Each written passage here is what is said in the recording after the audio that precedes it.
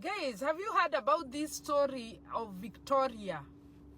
Victoria alikuwa ameolewa. She was married where Chira's mom was married. Alikuwa ameolewa in the same boma. Ile boma mama ya Chira alikuwa ameolewa. Like she used to live in the same homestead where Chira's mom was married. And she goes further and explains that she was there for 15 years. She was married there for 15 years and had 2 kids, a boy and a girl. So, the brother to the husband, now Victoria's husband, brother Akendio, is the one who had married Chira's mom. And Chira was the 3rd wife. There were 2 more ladies who are married to Chira's dad. And then now Chira's mom was the 3rd wife. And guess what? All those 3 women have all died. They have all died and left their kids as orphans. While our believing in generational curses, imagine all those 3 women, they have all died and left their children as orphans, who included Chira's mom. And there is another story she talks about. She talks about bestiality in that home. That there was a lot going on. There was bestiality at those cases are in Kiambu police station. If you go there, utapata hizo makesi. Whereby those people practiced not only immorality but bestiality. Walikuwa nalala na ng'ombe, kondoo, whatever. They slept with animals. Such that there are cases in Kiambu police station. Where? Wow, that was very scary and eye-opening. Yani, hizi maboma mnaolewa, try and find out what goes on. Because you don't know what the history of iyo boma. Then, kuna history ya HIV. This woman goes ahead and tells us that alidiscover bwana yake ye mwenyewe anakunywanga dawa na amezificha. Amezificha from her. She didn't know that the husband takes ARVs. Ndio akaenda kuuliza mother-in-law, hey, fulani mbona anakunywa dawa? Mother-in-law alimuuliza, did you go and check yourself? You don't have to worry. All you'll be doing is taking medicines and life goes on. I was like, what? There was a lot that she explains about where Chira's origin, those roots where he came from. And then anaongea about the crime that family was involved in. Crime, walikuwa nafungwa, but later they walikuwa na releasiwa. Yani they could go into any office, walikuwa naingia any office na wanakubalika. Yani huyo mama yake alikuwa naenda anatetea sons wake once wameshikwa na crime, na whoever is in charge anawasikia na wanareleasiwa.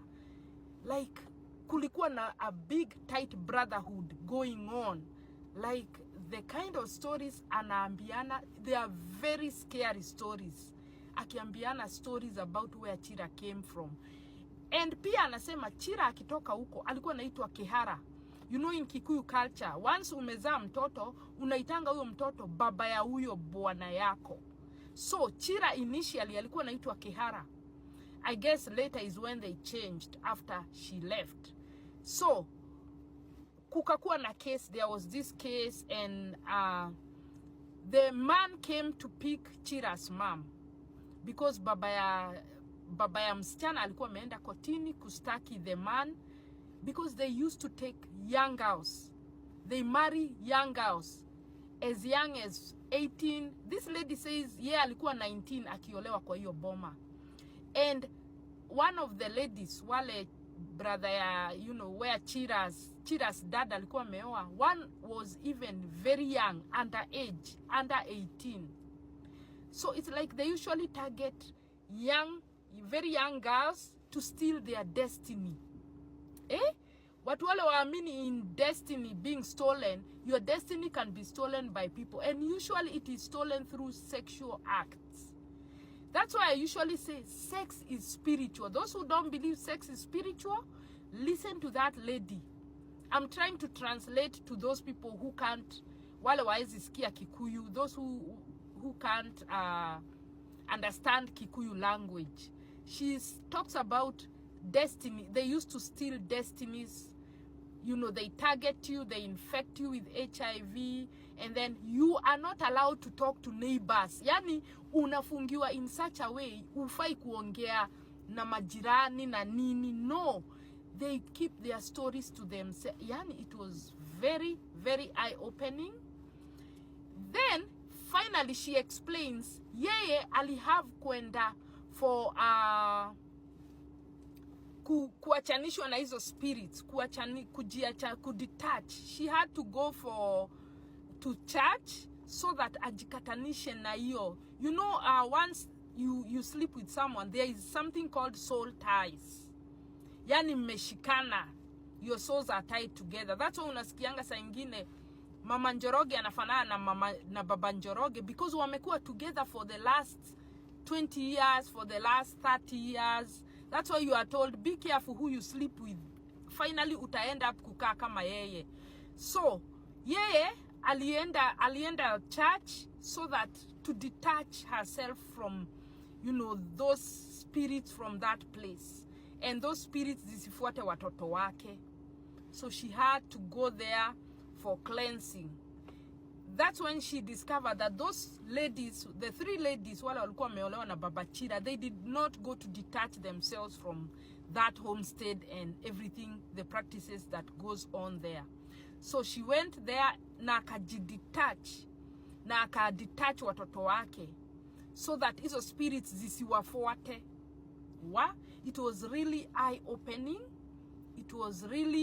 It really justifies what I always try to say, because I know life is spiritual. Life is spiritual. We have the physical and the spiritual aspect of life. So you have to be very careful who you give yourself to. Find out history ya huyo mtu. Find out, you know, what goes on there, because you never know. Yeah, you never know. You don't want to find yourself messed up. So that is the summary of what she was talking about. So guys, hey, that story of Victoria is very interesting. I would love to hear her maybe go on an interview na apeane the whole story by itself, yani from beginning to end. That would be very eye-opening to so many people. So that explains zile story nilikuwa nawaambia about you know, Mogiro, Dahu, and Kerumi curses. Mogiro is when you are told not to do something, then Dahu, you do it, and then the curse. So life is spiritual, my people. It is.